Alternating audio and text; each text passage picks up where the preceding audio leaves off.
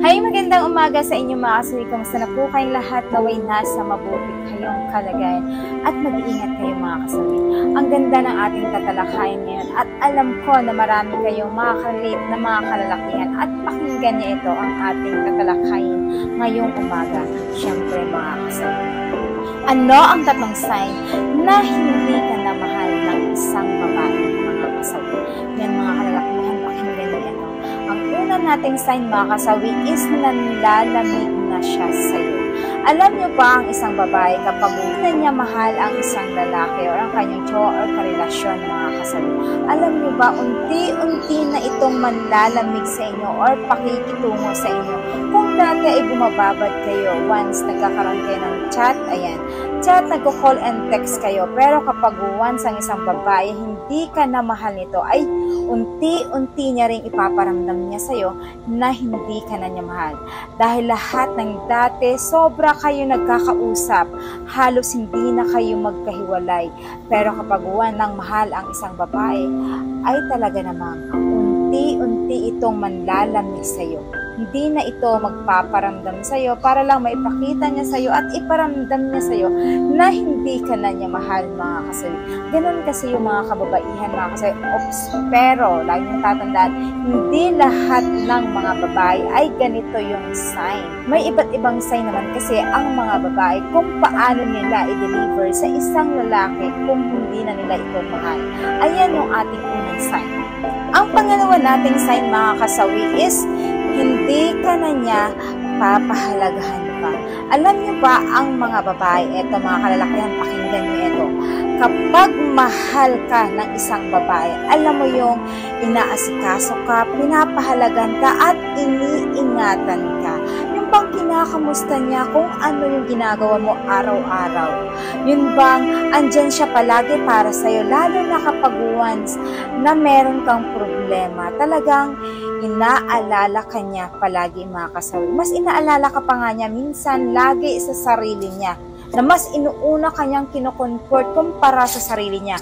Kaya nga sabi nila, 'di ba, kahit wala nang matira sa isang babae, okay lang kasi nga maibigay lang sa isang lalaki ang kanyang pag-aaruga at pagmamahal niya ng sobra-sobra, lagi niyang tatandaan.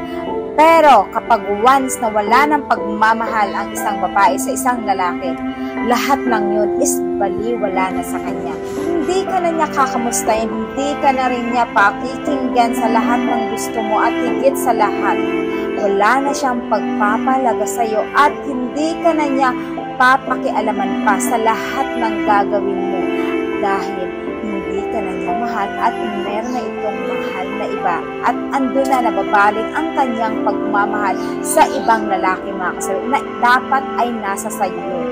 Pero dahil niya hindi ka na niya mahal mga kasawi, meron na siyang mahal na iba.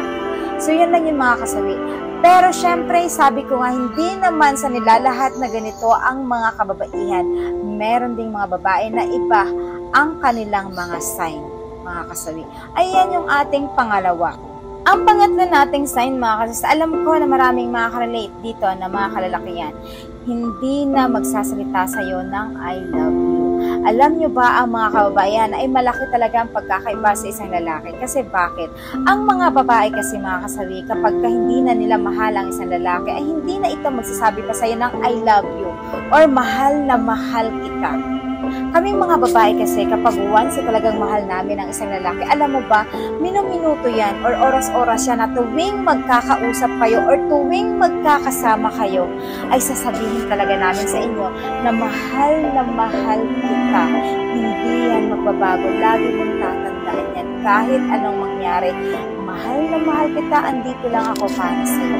Ganon kaming mga babae. Dahil pinaparamdam namin at sinasabi namin sa mga kalalakihan na talagang mahal namin ang isang lalaki. Yan mga kasawi. Pero, ang mga lalaki naman, kahit hindi nila mahal ang isang babae, kapag kawan na type lang nila ito, kunting minuto lang ito nag-uusap hanggang sa nagkakaroon na sila ng conversation mga kasawi, isasabihin na kaagad ng lalaki na mahal kita or gusto na talaga kita. Nahulog na yung loob ko sa'yo. Kahit na hindi nila ito mahal, ay sinasabi nila ito kasi ganun yung mga lalaki.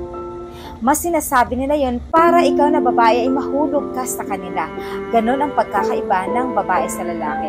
Kaya kami mga babae, kapag once na hindi na namin mahal ang isang lalaki, hindi na kami magsasalita sa inyo ng I love you. Pagkos, ipaparamdam na namin sa inyo na kami ay hindi na namin kayo mahal at lalayo kami sa inyo dahil hindi na namin kayo kaya pang pakisamahan pa, mga kasali. Ayan yung ating pangatlong sign. At syempre, hindi mawawala yung aking advice sa topic na ito, mga kasawi. Alam niyo ba, ang mga babae talaga, mga kasawi, kapag once na wala na itong pagmamahal pa sa isang lalaki, alam mo yung pinaparamdam na ito. Alam mo yung kahit na andyan yung lalaki, wala na siyang pananapit pa, nakausap pa. Yung wala na siyang pakialam sa'yo kahit na naandyan ka sa tabi niya. Bagkos, ang gagawin niya sa'yo ay hinahayaan ka na lang niya na umalis, nadatnan panawang ka na lang niya. Kasi ganun yung mga kababaihan. Kapag once na wala na kaming nararamdaman sa mga kalalakihan, ay hindi na kami nakikisama pa ng matagal at nakikipag-usap kahit na mag-text kayo magdamag dyan.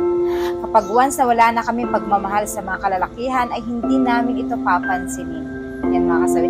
Kaya sa mga kalalakihan at kababaihan na ganito, mga kasawi, lagi ko sinasabi, kapag once na wala ng pagmamahal ang babae sa isang lalaki, mas maganda na sabihin niya na yung katotohanan sa isang lalaki. Huwag niyo nang paasahin pa or saktan pa ang isang lalaki. Pagkos, ang gagawin niyo, kapag na fall out of love na kayo, ang gagawin niyo, sasabihin niyo na sa kanya ng personal or sasabihin nila sa kanya yung totoo para at least ang isang lalaki hindi na umasa na meron ka pang pagmamahal sa kanya. At least kung masasaktan man ang isang lalaki, matatanggap niya yon dahil ikaw mismo ang nagsabi sa kanya. So syempre sabihin mo kung ano ang mga rason na bakit wala ka ng pagmamahal sa kanya. Maging honest ka, total na andyan na rin naman sa punto na hindi mo na siya mahal. Kasi at least ang mga lalaki kasi mas madali nilang ma-accept yun kapag ka sinabi mo yung reason kung bakit. Diba? Kaysa naman yung patuloy ka pa na nakipagrelasyon sa isang lalaki tapos malaman niya na meron ka na palang ibang lalaki. Diba? Sobrang sakit nun. Magkakaroon pa ng problema sa inyong pagsasama dahil syempre hindi mo nasabi sa kanya. Sobra yun na andyan, baka mamaya isumpa ka pa ng isang lalaki dahil sobrang galit niya. Kaya yun yung lagi niyong tatandaan, mga kababaihan. Kapag once na wala na kayong pagmamahal sa isang lalaki, ay sabihin nyo na mas maaga para at least ma-accept nila at hindi na sila masaktan pa ng sobra-sobra. So yan lang yung aking advice, mga kasama. Maraming salamat sa patuloy na pagsusuporta niyo sa akin sa walang sawang pag-share at pag-comment, mga kasama. At syempre, sa mga hindi pa po nakapag-subscribe, pwede na kayong mag-subscribe, pwede na rin kayong mag-follow para updated kayo sa topic ko araw-araw. Mahal kayo ng inyong advisor. Bye, mga kasawi!